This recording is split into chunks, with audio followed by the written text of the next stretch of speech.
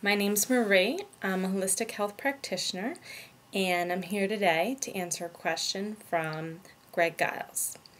Greg asked if there's a natural cure for diabetes. Absolutely. And the answer is pretty surprising. Reversing diabetes involves changing your diet.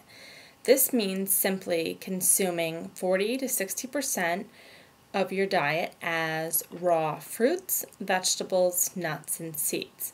The most vital component is the fiber, which helps regulate blood sugar. The remaining portion of the diet needs to be unprocessed foods in their natural form. Examples would be steamed veggies or even grilled fish. So, we can see that reversing diabetes is as simple as adding an extra portion of raw veggies to your next meal.